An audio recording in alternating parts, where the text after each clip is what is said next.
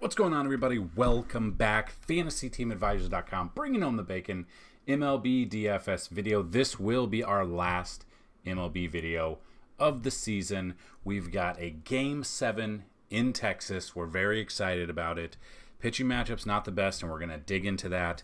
We've got Philly. They're one win away from going to the World Series, so we will see how it goes. So this will be the last video because this will be the last time there are two games on any slate at all. So that being said, hopefully you've been following us for NFL. Hopefully you've been following us with MLB throughout the entire season. Big shout out to everyone that has subscribed to this YouTube page since March of this season. The growth this year has been awesome. The interactions, the likes, everything has been awesome. So that being said, just like normal, if this video gets 50 likes, you leave a comment, and you are a subscriber to the channel, you have a chance to win one free week of DFS content brought to you by FantasyTeamAdvisors.com.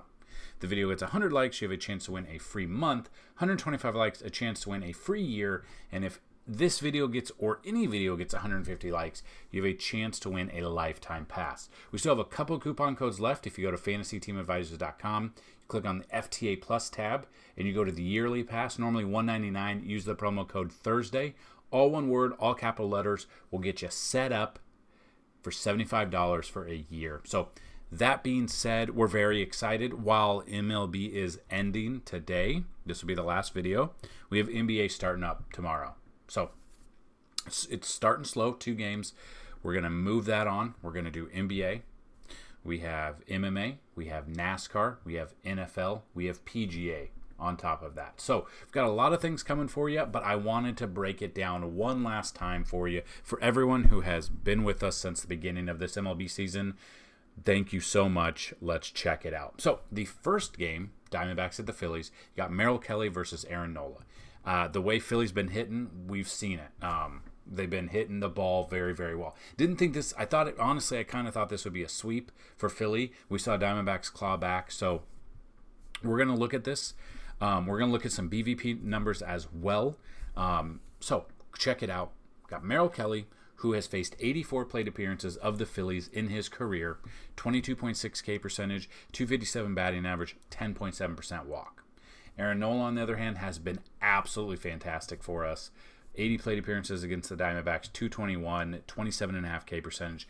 This is the dude you want to close the door on the opposing team to go to the World Series. Are we going to get that today? We will see. Because the pitching in the other game, this is where it's going to get a little creative because you'll see. And then we've got these two here. Which it's not updated yet, but it's going to be Max Scherzer versus Christian Javier. Scherzer's going to be on they're both going to be on a very short leash. I think the bullpens are going to empty completely here, and that is why it's a little bit concerning the way you pay up, because they're probably going to be out pretty quick. Funnier things have happened, I guess, but yeah, that's definitely what we look at. So let's just take a look at Merrill Kelly. Let's see the Philly bats that have been that have hit him well. I am also on a new computer, so hopefully everything is recorded properly. Hopefully you guys can hear me. But yeah, I was able to get a computer with one really good weekend of sports betting. We won $1,200, and I bought this computer. So I'm very excited about it. And I wanted to bring that good luck to you guys, whether or not you're playing DFS, whether or not you're sports betting. Wanted to bring it all to you. So looking at this, you got Trey Turner. 10 for 22, 3 doubles and a home run with only 3 strikeouts against Merrill Kelly, batting .455. You got Kyle Schwarber, 3 for 10 with 2 home runs. That's what he does. He hits home runs. He strikes out. He also walks a ton, but he has been absolutely on fire. Absolutely on fire this postseason. He's got the most home runs, postseason home runs from a left-handed batter in the history of baseball, which is nuts. He's been amazing. He had another home run the other night. We had JT Realmuto, 3 for 11 with a double and a home run and only 2 strikeouts in there. Harper's only 1 for 7, but he's been hitting the ball very, very well this postseason. You got Castellanos, who's 0 for 5. That's kind of shocking to me. And then everyone else hasn't had a hit against him. I think this turns. I think Philly takes this game. I think they go back to the World Series. Hopefully it's the Rangers versus Philly and not Houston versus Philly. We will see. But yeah, so really love me a Philly stack here. And again, with the game on the line or the season on the line, if Merrill Kelly gets into trouble in the first inning, he's going to get yanked. That is the problem with the pitchers that we take when it's the end of the season and the season's on the line. So definitely pay attention to that. I would play a little bit lighter today. I don't know if you guys are even playing MLB, but if you are, I wanted to bring you as much information as I possibly could to help build those lineups that maybe you haven't thought about. And if you can tell, you can see this new computer, everything's loading so quick. It's so nice to have. Then we got Aaron Nola, 80 plate appearances, 77 at-bats, 17 hits, 5 doubles, 1 home run with 22 strikeouts, and a 31.2% whiff percentage. And we're going to dig in to see how these pitchers have done in the previous. So you look at this. Christian Walker is only 2 for 10 with a double. Tommy Pham's 1 for 12. Both have 4 strikeouts against him. Longoria, 3 for 10. 1 double, 3 strikeouts. Ketel Marte, a double. 1 home run. He's the only one that has a home run against him. 3 strikeouts. Gurriel Jr. has 4 strikeouts, and everyone else has 1 strikeout. And then Alek Thomas has 1 extra base hit, a double. Looking at that, I mean, they're striking out, whiffing too. It's not, making contact, fouling out. It's Aaron Nola has been absolutely everything we've wanted out of him. Hopefully it doesn't screw us today because he's my top favorite pitcher here. And we'll look into it. So, just looking at Aaron Nola, let's look at this. Season did have he's going to be a free agent at the end of the year. He did have a down year. He had 15-9 record, 4.15 ERA. So his ERA was it was elevated. His last game, he pitched 6 innings, 3 hits, 7 Ks against Diamondbacks, no ERA, 29.7 fantasy points. His last 10 games dating back to the end of the season, he has 61 strikeouts, 5-1 record, 59 innings pitched. He's been a stud, 3.05 ERA, averaging 19.8 fantasy points, which is more than we need. So that's what I like here. Like I said, he's faced Arizona once this year, 29.7. Faced Atlanta once, 26.6. Miami, he's hit over 22 fantasy points in every single game he's pitched in this postseason. I think he continues that. Splits-wise, he's faced Arizona twice this year, 12.2 innings pitched, 4 earned runs, so it was the start before this, 16 strikeouts, averaging 27.3 fantasy points. Absolutely love me some Aaron Nola in this situation. So he would be one that I'm automatically putting in my lineup right there. Then Merrill Kelly, like I said, game logs, he didn't have it against Philly. 5.2 innings, 4 earned runs, 3 home runs.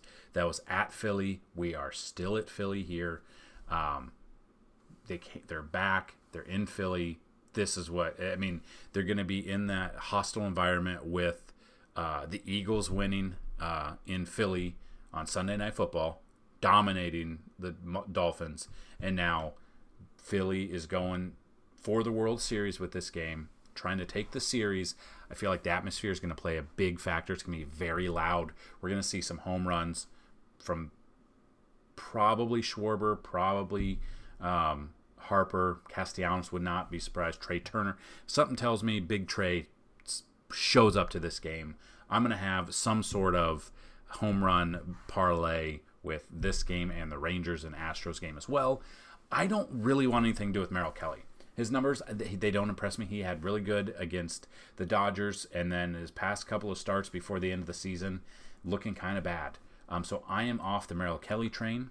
That brings us to the Texas Rangers at Houston Astros. So Scherzer's what scares me here. Now, again, this game, Game 7, if they're struggling, they're out. So he came back. He did not have it. A month away, went 4 innings, 5 earned runs. I think they were all in the first inning. Didn't have much. Had 4 strikeouts, though. With 4 innings, though. So I don't think he'll go 4 here. I think probably 2 max. If you get it, that's a great pun. I don't think he's going to go deep into the game. They're going to bring the bullpen in. Unless he somehow dominates here. I don't think he's 100% healthy. I don't think he should be pitching in this game, but they don't have much pitching outside of this.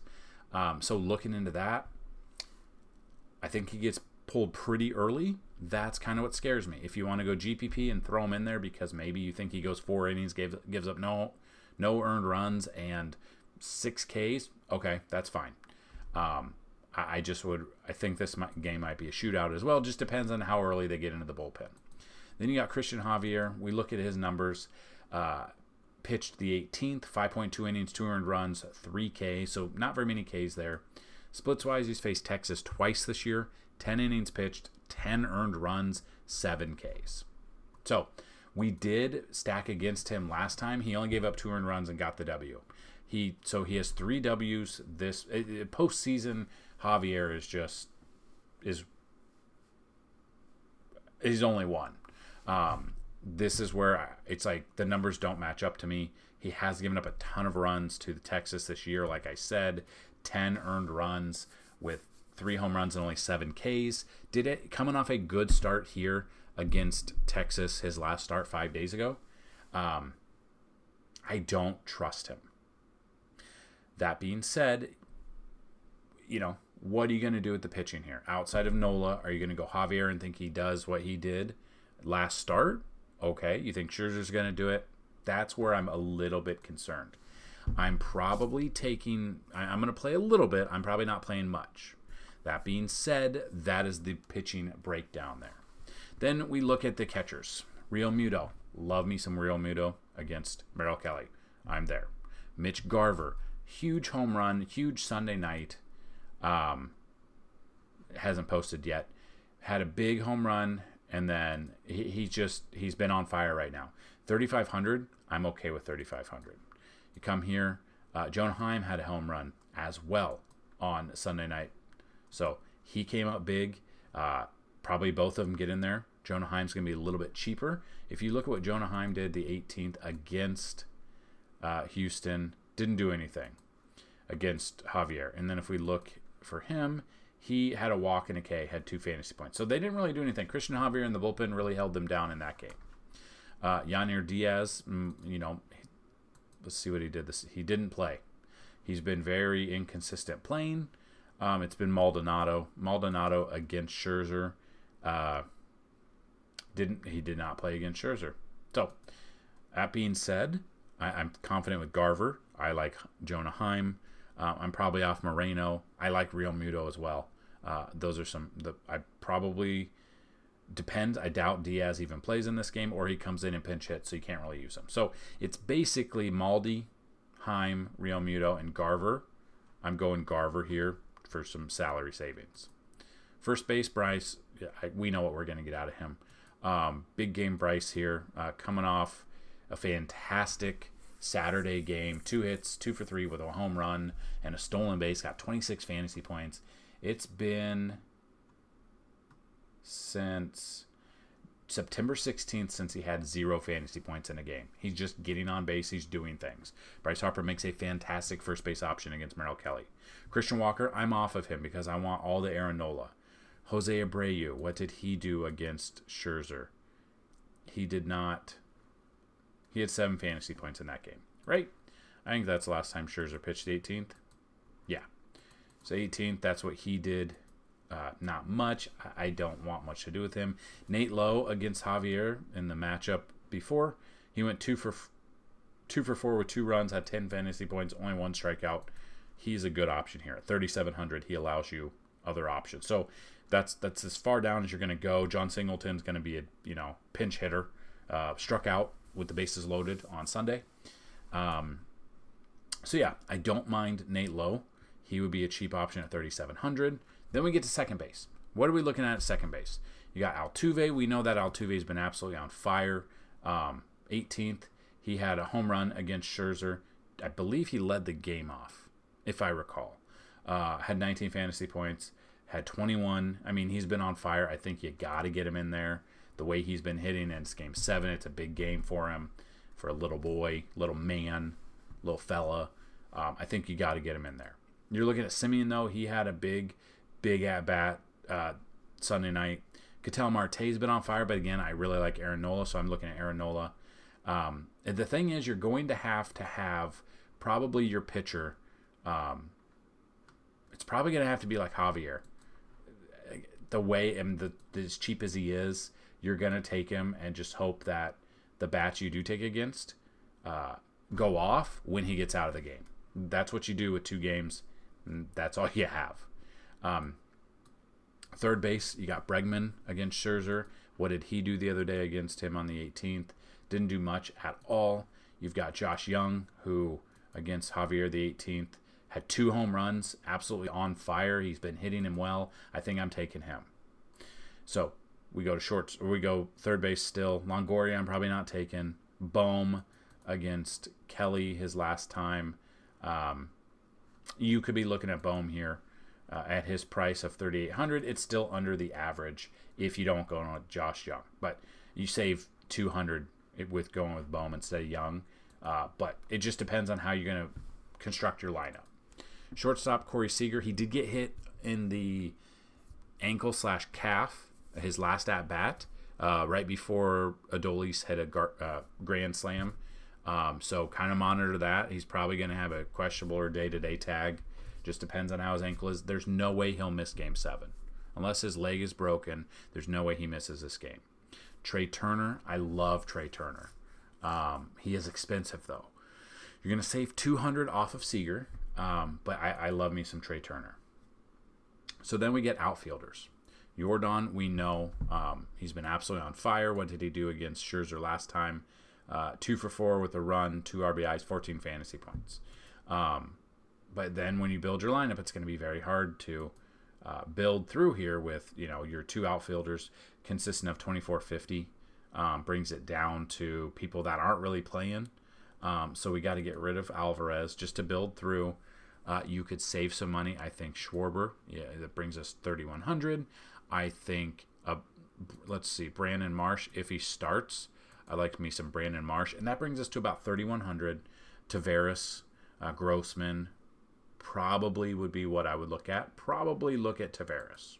Now, this isn't an ideal lineup. Obviously, we have Javier there.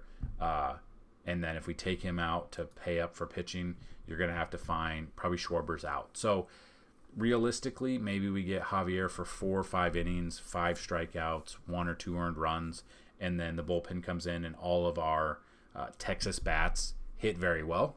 Obviously, if that doesn't happen, it just depends on how you built your lineup out. So hopefully this was helpful, a little in the mindset to finish the MLB season for you.